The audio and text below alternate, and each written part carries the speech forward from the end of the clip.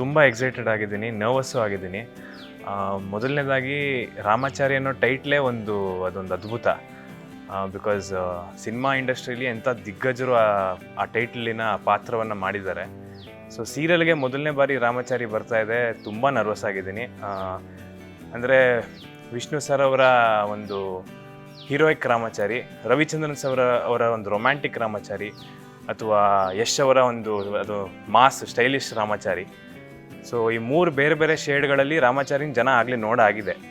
So ಸೀರಿಯಲಲ್ಲಿ ಈ ರಾಮಾಚಾರಿನ ಹೆಂಗೆ accept ಮಾಡ್ತಾರೆ, ಅಥವಾ ಅಷ್ಟೇ ಪ್ರೋತ್ಸಾಹ ಮಾಡ್ತಾರಾ, ಅಷ್ಟೇ ಲೆವೆಲಲ್ಲಿ ಆ ಪಾತ್ರವನ್ನು ತಗೋತಾರ ಅನ್ನೋದು ಒಂದು ಕ್ಯೂರಿಯಾಸಿಟಿ ಮತ್ತು ಒಂದು ಭಯನೂ ಇದೆ ಒಳಗೆ. ನಾನು ಇದರಲ್ಲಿ ರಾಮಾಚಾರಿ ಅತ್ತಿಗೆ ಪಾತ್ರ ಮಾಡ್ತಾ ಇದ್ದೀನಿ. ಅಪರ್ಣಾ ಶಾಸ್ತ್ರಿ ಅನ್ನೋ ಹೆಸರಿಂದ ಈ ಪಾತ್ರನ ಮಾಡ್ತಾ ಇದ್ದೀನಿ.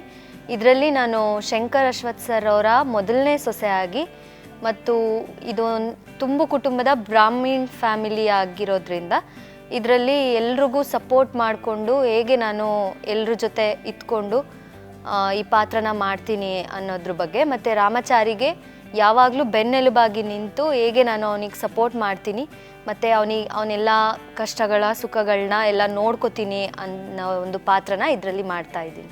ನನಗೆ ಬಹಳ ಕಾತರತೆ ಇದೆ.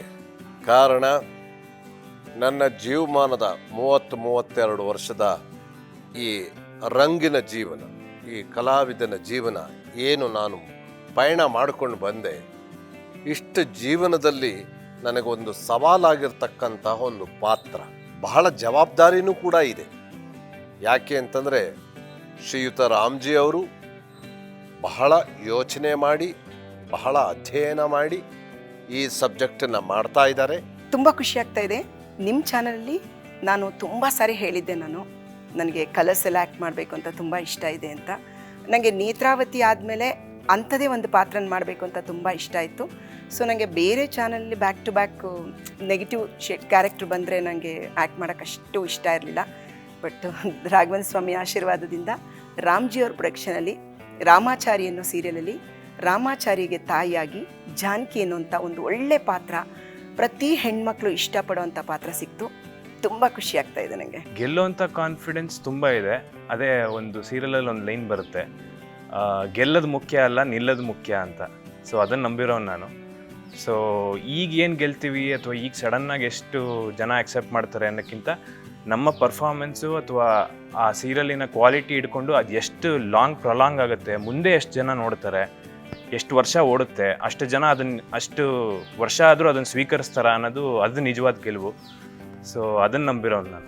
ಫಸ್ಟ್ ಟೈಮು ನಾನು ರಾಮ್ಜಿ ಸರ್ ಪ್ರೊಡಕ್ಷನಲ್ಲಿ ವರ್ಕ್ ಮಾಡ್ತಾ ಇದ್ದೀನಿ. ತುಂಬ ಖುಷಿ ಆಗ್ತಾ ಇದೆ. ನನ್ನ ಪಾತ್ರದ ಬಗ್ಗೆ ಹೇಳಬೇಕು ಅಂತಂದರೆ, ಮಂದಿರ ಅಂತ ಪಾತ್ರದ ನೇಮು. ಭಾವನಾ ಮ್ಯಾಮ್ ಇದ್ದಾರಲ್ಲ, ಅವ್ರ ಕಾಂಬಿನೇಷನ್ ಬರುತ್ತೆ. ಅವ್ರ ಅತ್ತಿಗೆ ಪಾತ್ರನ ನಿಭಾಯಿಸ್ತಾ ಇದ್ದೀನಿ. ಹೇಗೆ ಅಂದರೆ, ಹೀರೋಯಿನ್ಗೆ ಸೋದರ ಅತ್ತೆ, ನನ್ನ ಮಗನಿಗೆ ಅವಳನ್ನ ತಂದ್ಕೋಬೇಕು ಅನ್ನೋ ಆಸೆ ಕನಸು ತುಂಬ ಇರುತ್ತೆ. ವೆಲ್ ಸೆಟಲ್ಡ್, ತುಂಬ ರಿಚ್ ಫ್ಯಾಮಿಲಿ ಬರುತ್ತೆ ನಮ್ಮದು. ಸೊ ಹಾಗೋಗುತ್ತೆ. ತುಂಬ ವಿಶೇಷವಾದ ಪಾತ್ರ, ವಿಶೇಷವಾದ ಹೆಸರು ನಿಮಿಷಾಂಬ ಅಂತ. ಏಜ್ ಆಗಿರಬಹುದು, ಸ್ವಲ್ಪ ಆಗಿದೆ ಅಂದ್ಕೊಳ್ಳಿ.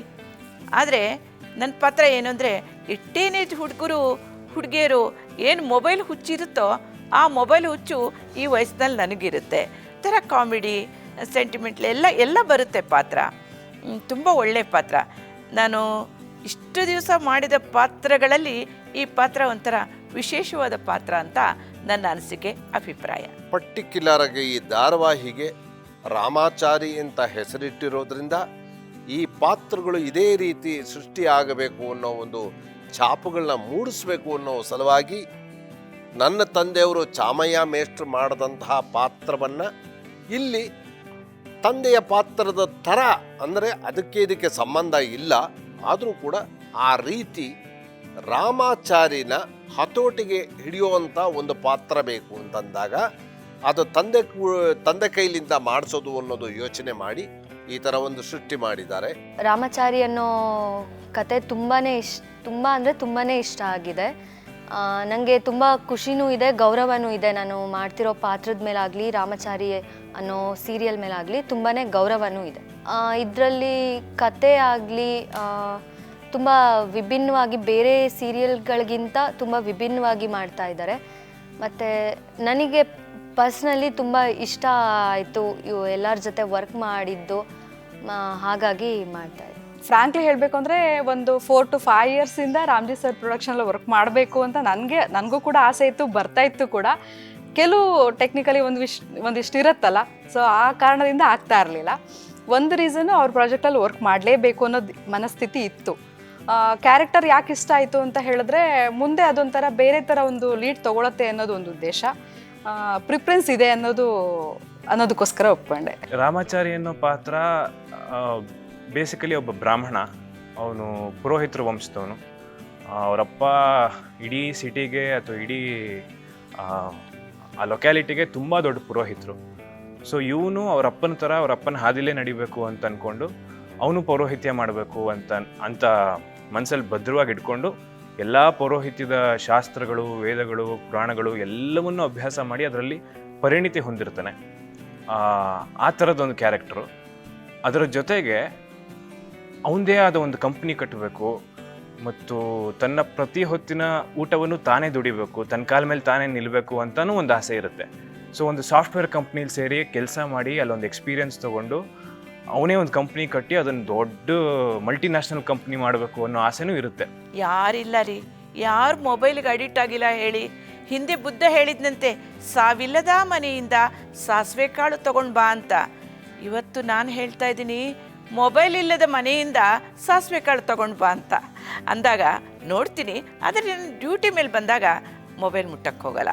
ಆದರೆ ಈಗ ಅದೃಷ್ಟಕ್ಕೆ ಮೊಬೈಲ್ ಹಿಡ್ಕೊಂಡೆ ನನ್ನ ಪಾತ್ರ ಮಾಡೋದಿದೆ. ಅಂಥ ಪಾತ್ರ ನನಗೆ ಕೊಟ್ಟಿದ್ದಾರೆ ನಮ್ಮ ರಾಮ್ಜಿ ಸರ್.